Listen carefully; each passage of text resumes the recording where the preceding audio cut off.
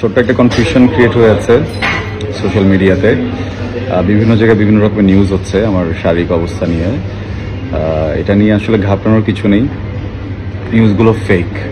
কারণ আমি এমন কোনো শারীরিক জটিলতার ভিতরে নেই যেটা প্রাণনাশক, বা এমন কোনো শারীরিক জটিলতার ভিতরে নেই যেটার জন্য আমি খুব বাজে রকমের অসুস্থ হয়ে পড়বো। হ্যাঁ, আমার সৃষ্টিকর্তা যদি চান হয়তো আমি এই মুহূর্তে এখানে অসুস্থ হয়ে যেতে পারি, দ্যাটস আ ডিফারেন্ট সিনারিও। কিন্তু এমন কোনো রোগ এখনো আমার শরীরে বাসা বাঁধেনি আলহামদুলিল্লাহ, যেটার কারণে টেনশনের কিছু আছে।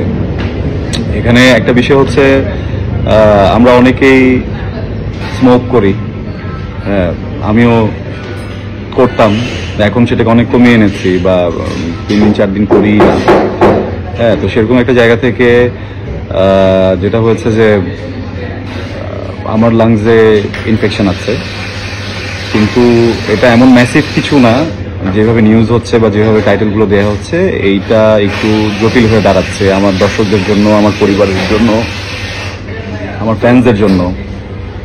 তো আমি এখান থেকে সবাইকে রিকোয়েস্ট করব যে এই ভুলভ্রান্তিগুলো আমরা না ছড়াই, যতটুকু হয়েছে এটাকে এখানে শেষ করি।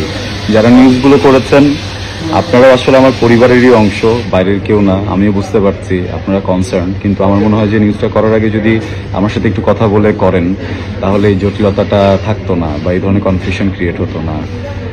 আর আমার পোস্টটা একদমই ছিল আমার জুনিয়রদেরকে সতর্ক করার জন্য, আমার অনুজদেরকে একটা দিক নির্দেশনা দেওয়ার জন্য, যেন ওরা সিগারেটটাকে হচ্ছে গিয়ে লাইফস্টাইল হিসেবে বেছে না নেয়।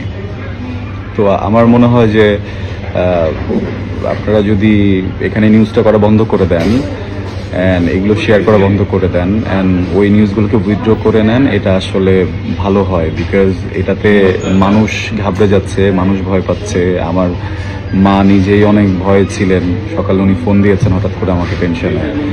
তো এগুলোতে একটু ডিফিকাল্ট। হ্যাঁ, আর আমার পোস্টের কারণে যদি কোনো কনফিউশন ক্রিয়েট হয়ে থাকে আমিও সরি। আমার আরও মনে হয় খুলে বলা উচিত ছিল, যেটা আপনাদের বুঝতে সুবিধা হতো। সবার জন্য ভালোবাসা, সবাই সুস্থ থাকুন অ্যান্ড পারতপক্ষে সিগারেট, ভেপিং বা এই ধরনের যে কোনো রকমের বদ অভ্যাস থেকে দূরে থাকুন। ভালোবাসা।